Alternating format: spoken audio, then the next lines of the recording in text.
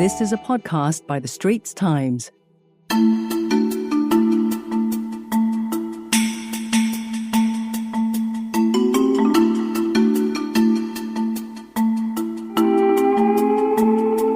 You're listening to In Your Opinion, a podcast series by the Straits Times. I'm Ernest Luis. The Forward Singapore exercise began in June 2022, and since then, over 14,000 Singaporeans from all walks of life have taken part in about 140 engagement sessions on a wide range of topics. This is the national effort to achieve a social compact, to refresh the glue, if you will, that holds society together with a shared understanding of our roles, shared values, and aspirations. This is the second of 4 podcast episodes, where we're discussing an announcement made earlier this year in Parliament. That is, the intention to give young people a voice on national issues. The Ministry of Culture, Community and Youth, or MCCY, will introduce youth panels to be launched later this year in 2023. These panels will be youth-led and supported by the National Youth Council and other government agencies. This podcast is brought to you by the Ministry of Communications and Information in support of Forward Singapore. In this episode, we've invited 3 guests to the studio. First up is Mr. David Chua, CEO of National Youth Council. Welcome to the show, David. Thank you for having me here. And we also have 2 youth representatives in Ms. Pek Hailin, Senior Manager, Sustainability Estates at Singapore Institute of Technology. Hailin, great to have you here. Hello.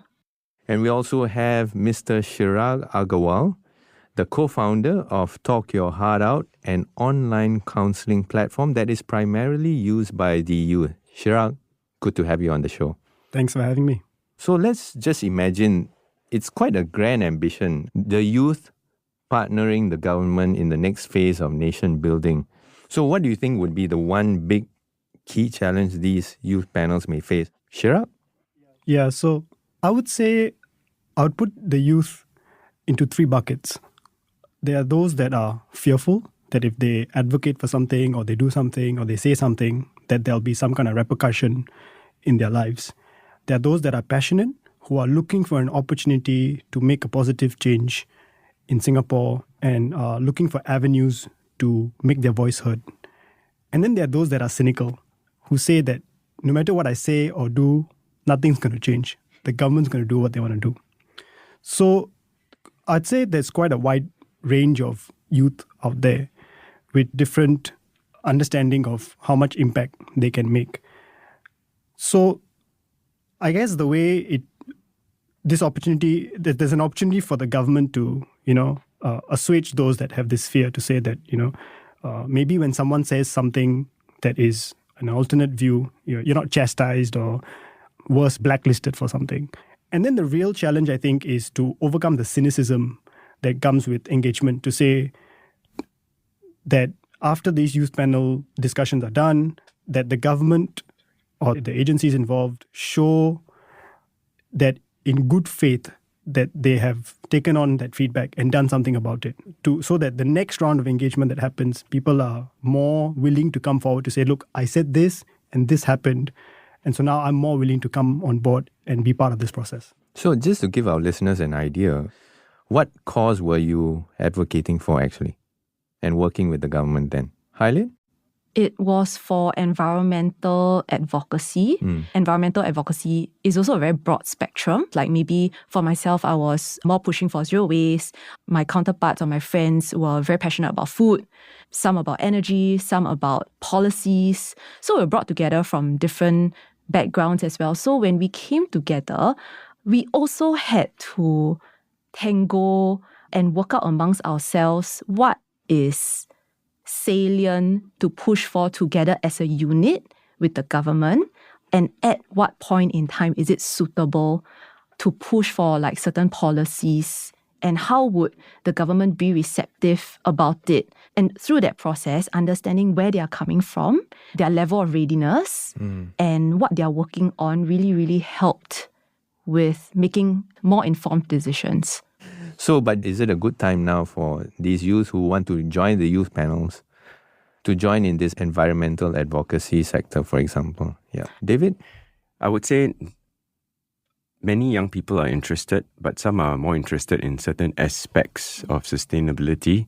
And also maybe some are not as interested, although it impacts them.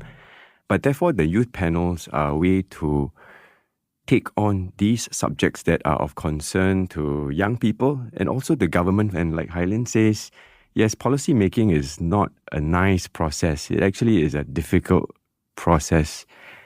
But does that mean then we exclude citizens? And so under Forward Singapore, the idea is to involve and give people more roles and responsibilities, even as citizens, in the messy process of policy making, to share in that frustration. And if we do it consistently over time, you will address long-term issues. Carbon issues are decades-long challenge. It's not solvable in one panel. Environment would be one, sustainability would be one, but you have other areas of cost of living, jobs, economy, housing, mental well-being, vulnerable segments of society, and these afford an avenue for us, for government to partner young people. And then, like Hailin was describing about the frustrations, sure, participate with us in the frustration of shaping policy that tries to answer many, many needs of many, many kinds of Singaporeans and trying to arrive at a policy that makes sense for all but may not actually make sense to certain segments. And then how do we then tweak policy around the edges or come up with other interventions to address those unique needs? So the message is just to partner with us. We're not going to promise that it's going to be nice or not frustrating. There will be, and this is our commitment to partner and journey with young people. And that's the difference. The process of working with citizens is not new. Government has been doing it many years.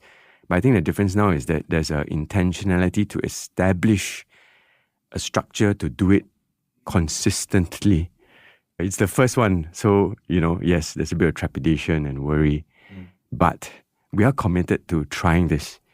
And we are committed to sustaining the platform for long-term challenges. And so I hope that our young people will join us because we want to partner them. Yeah, nicely put. And Chirag, David mentioned many sectors actually, the youth. The youth panels will cover many areas of interest, many sectors of concerns. Your area was mental health. That is something that a lot of youth seemingly are very concerned with. And isn't this a good area as well for them? If they are so unhappy and if they are so concerned about these issues. Yeah, absolutely. And I think like what Hailin was saying just now, a lot of these issues, we have to keep at it and you have to tackle it from different angles. And the youth panel is just one angle that you can use or one avenue you can use. And, even for myself, I like to write. So I try to do part of my advocacy through writing, whether it's for the mainstream media or writing, forum letters to Straits Times. So, I just want to share a quick story. A friend of mine who's a journalist in the Philippines was here for a conference recently. And she remarked to me that she was quite surprised at how responsive the government was to letters written to the mainstream media in Singapore. And so if you talk about like ways of engaging and ways of doing advocacy, the panel's a great opportunity to have in-depth kind of discussions. But I would say a starting point is, do your research, refine your points like Hailin said. Yep. David, circling back to you, during the Forward SG sessions, right, what did the youth say that they actually want to voice out? What was the key highlights? Maybe share with us 3 key highlights. Well, there were close to 14,000 engaged, and amongst them, the young people were saying they were looking for a way to be more involved in shaping the outcomes for Singapore.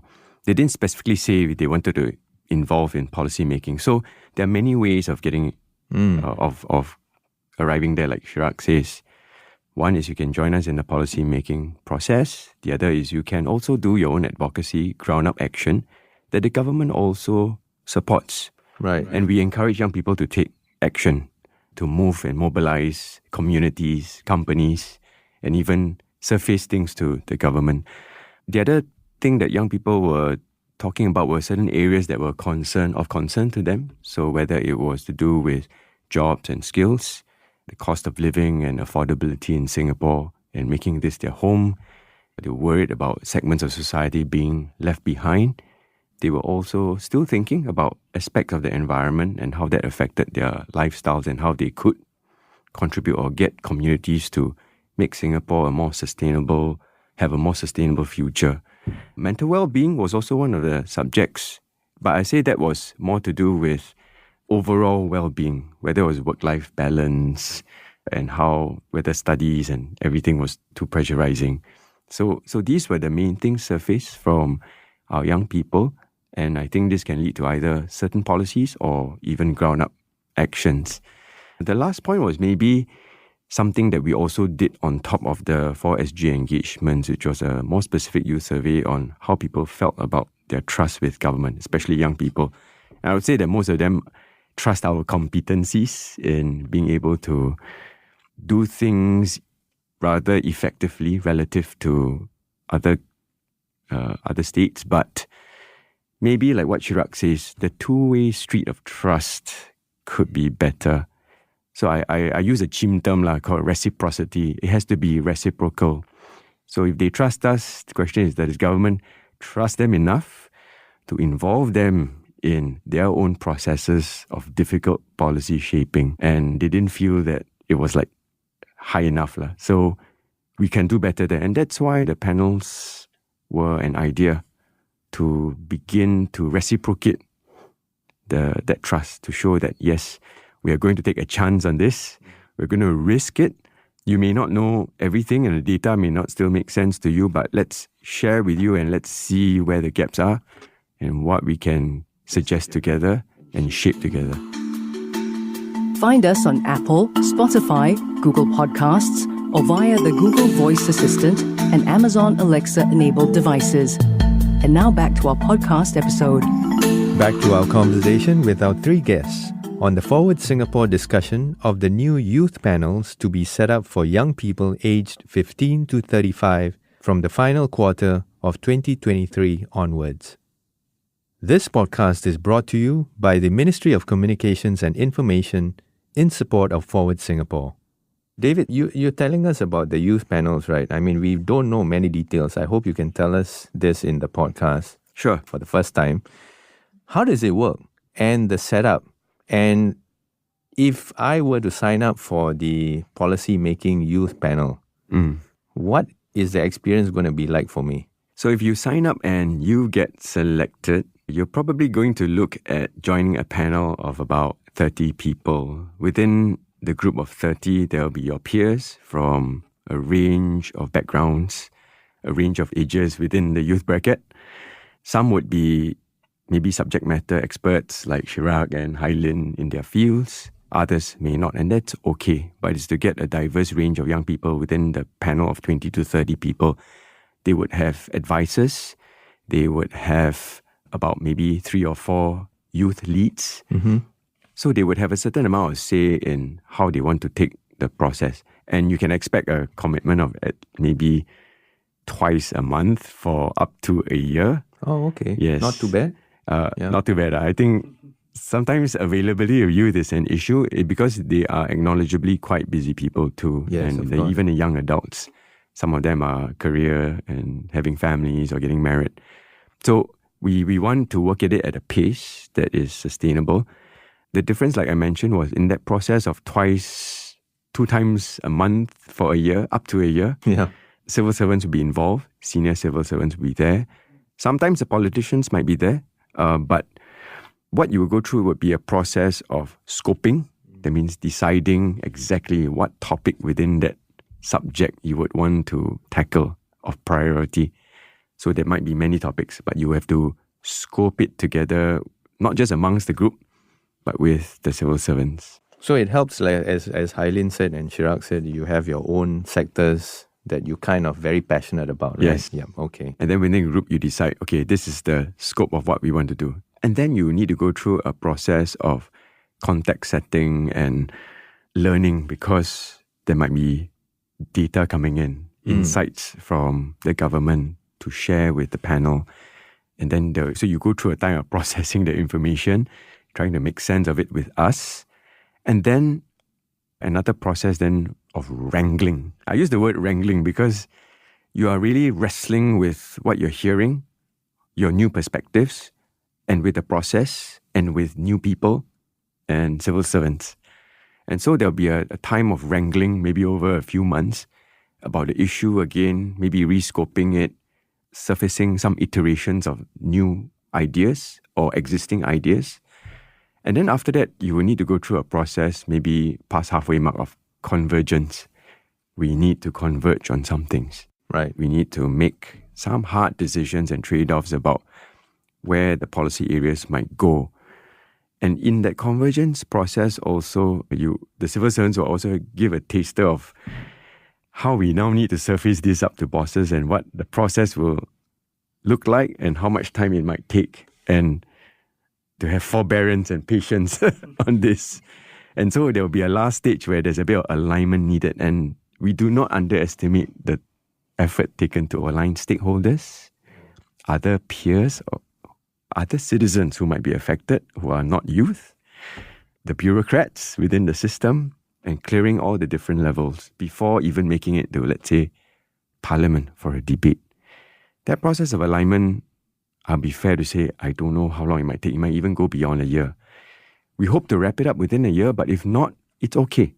Like I said, we're not in this for the short term.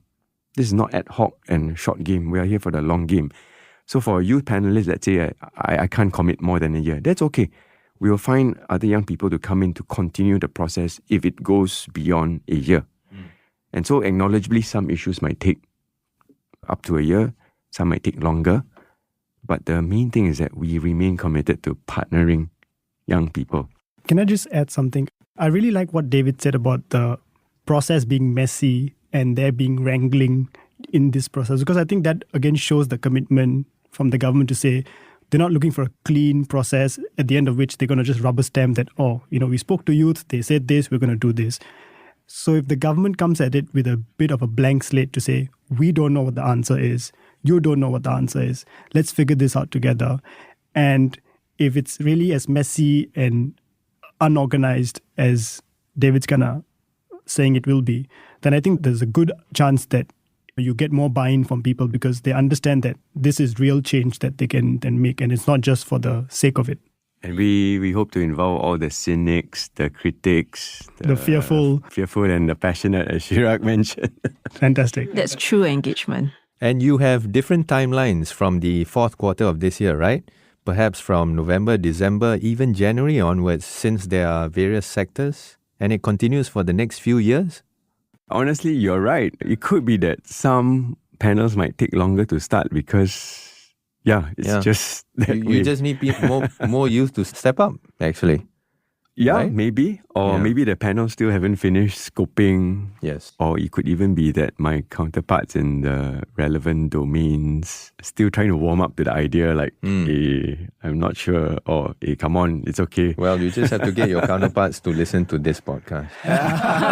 Then maybe they get more scared after this. So, David, thanks for giving us the insight into how these youth panels are really going to work out and what it takes for someone from the public to apply and register themselves, the interest, and the setup and the workflow. How would the youth involve, right? What are the expectations that they should have? Is it when it comes to like directly influencing policies, are there some expectations that you have to manage? And is it a very defined process in this workflow for a year? Or is it kind of organic? I would say it's a bit of both. There is a defined process for policy making, and I think what we want to do is to let our young people who are in a panel experience it. And I talked earlier about the convergence and the alignment. They need to also see the process and our own frustrations and the patience that we ourselves need within government to push the submissions and the recommendations through before it makes it into policy or to a bill and it's surfaced and debated in Parliament. So yes, there is a process. We want to make it open a bit more. There's also some openness to have some organic feedback and how to iterate. So I think for that, we are more open to have some degree of organic action in a sense of how the young people want to take it. So my role and the National Youth Council's role within the panel will be to preserve this balance of well-defined processes and having some organic action so that we are not too rigid also in how we move things. And so that is our commitment. I'm not going to say that, it will be, completely okay. We just need to go and test this out and forge that path and the experience for ourselves. So this is also equal learning for not just the citizens, but even for government. And Chirag, what about areas to note or evolve or improve on since you were involved in the previous informal circles as well? What do you think you would suggest to the organisers of these youth panels? I think first of all, it would be to just be honest about why some things can work and why some things can't work, and provide more detailed explanations around the trade-offs that are required, the complications that implementing a certain policy will have, or the timelines that will have to be considered in implementing a particular policy. Not everything can be done with a stroke of a pen. Like David mentioned earlier, they have to work out the communications, the impact, the downstream effects. So, but I think over time, hopefully we hear a little bit more about why something can and cannot be done, and are provided more data points. And with the government being a bit more transparent about, this is what we are seeing, this is the data we have, and based on this is why we think this can or cannot be done. So just a little bit more transparency and honesty, I think would help build that trust that Hailin mentioned earlier as well. Hailin, any areas to evolve or improve on? Yes, to echo Chirag's points, I hope that the agencies would be more willing to share more openly.